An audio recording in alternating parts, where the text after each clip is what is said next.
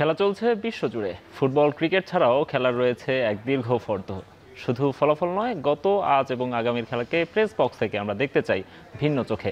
সেই দেখাটাই দেখতে পাবেন এখন মাঠে। সঙ্গে আছি আমি, নোমান আব্দুল্লাহ। দর্শক, এতক্ষণ দেখছিলাম ক্রীড়াঙ্গনের গুরুত্বপূর্ণ খবরাখবর। আজকে আমরা আলোচনা করব বাংলাদেশ এবং আয়ারল্যান্ডের মধ্যকার মিরপুর টেস্ট নিয়ে। আর এই বিষয়ে আলোচনা করতে আমাদের সঙ্গে স্টুডিওতে আছেন বাংলাদেশ জাতীয় দলের সাবেক ক্রিকেটার তালহা জুবায়ের। তালহা ভাই, আপনাকে স্বাগত জানাচ্ছি আমাদের স্টুডিওতে। ধন্যবাদ। তালহা ভাই, আমরা এখন পর্যন্ত টেস্টটা নিয়ে তো অনেক কিছুই আলাপ করার আছে, তবে আমার কাছে মনে হয় এই মুহূর্তে সবচেয়ে গুরুত্বপূর্ণ আলাপের বিষয় হচ্ছেন তাইজুল ইসলাম। আমরা বলছি এই কারণে যে অনেকগুলো রেকর্ড তার দখলে এখন পর্যন্ত তিনি নিয়ে ফেলেছেন। এর মধ্যে আমরা দেখেছি যে বাংলাদেশের প্রথম বাংলাদেশি বোলার হিসেবে তিনি 250 উইকেট শিকারের রেকর্ড তিনি করে ফেলেছেন। এর মধ্যে তাইজুলকে নিয়ে একটু আলাদাভাবে শুনতে চাই আপনার কাছ থেকে। দেখেন, তাইজুল মানে আমি বলবো যে সাকিবও একটা স্ট্যাটাস দিয়েছে কিন্তু, যে তাইজুলের ও দেখতে পাচ্ছে যে 400 উইকেট নিয়ে ও রিটায়ারমেন্টে হয়তো বা যাবে। তবে আমি বলবো যে তাইজুল যেই ধরনের বোলার, তাইজুলের আরও উইকেট হয়তো বা নিতে পারতো যদি আমরা আরও বেশি টেস্ট ম্যাচ খেলতে পারতাম।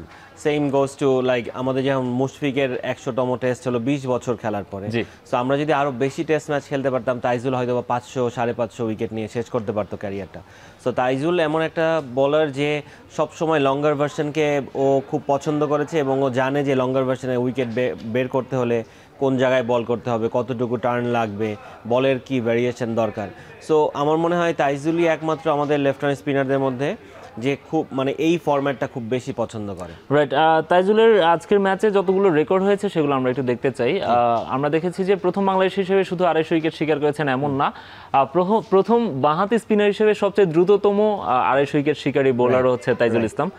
একই সঙ্গে আমরা জানি যে 31 বার তিনি ইনিংসে 4 উইকেটের বেশি শিকার করেছেন, আজকেও আমরা দেখলাম, এবং সেটি সাকিব আল হাসানকে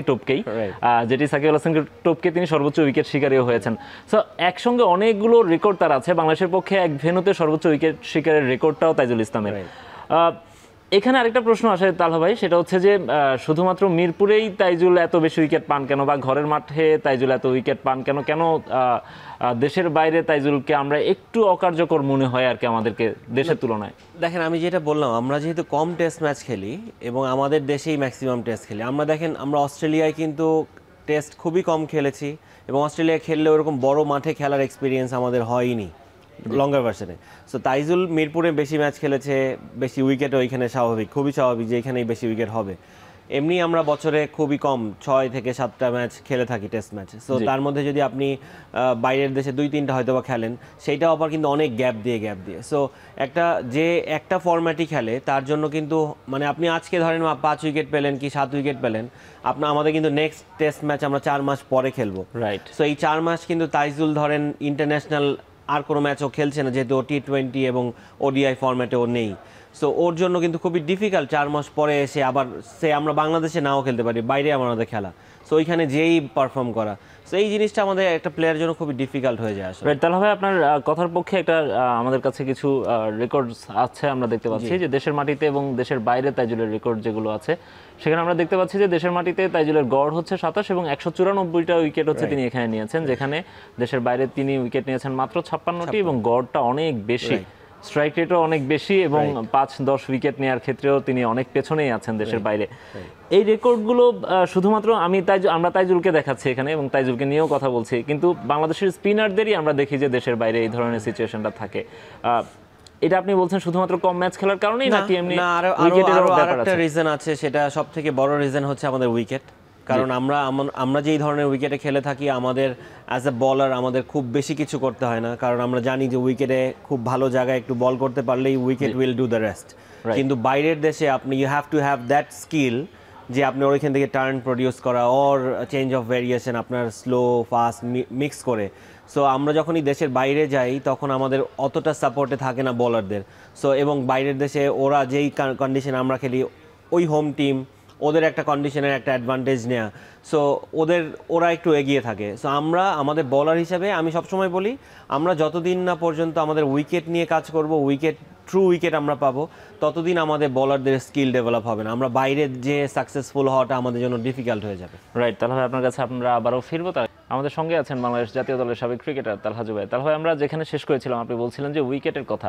মিরপুরে যে উইকেটটায় আমরা এখন পর্যন্ত খেলাটা দেখলাম, মনে হচ্ছে যে একেবারে sporting wicket, true wicket. Bangladesh সেখানে ভালো ব্যাট করেছে, আবার আয়ারল্যান্ডকে বাংলাদেশের বোলাররাও যেভাবে আটকে দিয়েছে, ক্রেডিটটা কি বাংলাদেশের না উইকেটের এখানে কোনো ব্যাপার না, আছে? উইকেট তো অবশ্যই, উইকেটেরও ক্রেডিট দিতে হয়, কারণ আমরা যেই রকম ভাবে আমরা জানতাম যে মিরপুরের উইকেট যেরকম হয় সাধারণত স্পিনিং ট্র্যাক হয়, স্পিনিং ট্র্যাক হয়, বল অনেক লো থাকে, কিন্তু এই উইকেটটা কিন্তু আমরা টসে জিতে ব্যাটিং নিলাম, আমরা চমৎকার ব্যাটিং করেছি, উইকেটে ট্রু পেস বাউন্স ছিল।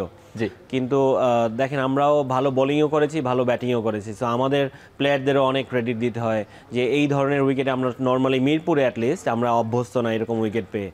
সো সেখানে আমরা যেভাবে ব্যাটিং করেছি, যেভাবে ওদেরকে আমরা আটকেছি, সো এটা আমি বলবো প্লেয়ারদেরও ক্রেডিট। উইকেটটাকে চেঞ্জ করা যাচ্ছিল না অনেক বছর ধরে, এটা নিয়ে অনেক সমালোচনা হচ্ছিল। কি এমন হলো যে হুট করে এই উইকেটটাকে এইভাবে তৈরি করে দেখেন, আগে কাজ করতো গামিনী, এখন কাজ করছেন টনি হেমিং, সো দুইজন ইন্ডিভিজুয়াল, রাইট? সো এক একজনের কাজের হয়তোবা মানে ভিন্নতা আছে অবশ্যই। তার গামিনীর একরকম কাজ ছিল, এর আর এক রকম কাজ, এবং এ সবসময় অস্ট্রেলিয়া ওই ধরনের উইকেটে কন্ডিশনে উইকেট বানিয়ে অভ্যস্ত।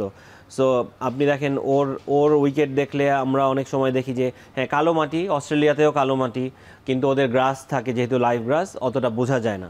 কিন্তু আমাদের আগে মিরপুরে কালো মাটি সবসময় ছিল, কিন্তু এই কাঠগ্রাস যেহেতু থাকতো উপরে, আমরা দেখতে পেতাম না আসলে নিচের কালারটা কি।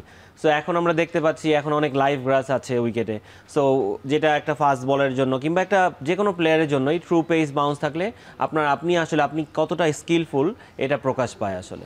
রাইট। এবং বাংলাদেশের পেসাররা না, আমি বলি যে এখনো যদিও ট্রু উইকেট বলছেন আপনি, তারপরও বাংলাদেশের স্পিনাররাই এখন পর্যন্ত এখানে দাপট দেখিয়েছে। আমরা আপনার কাছে আবারও ফিরবো।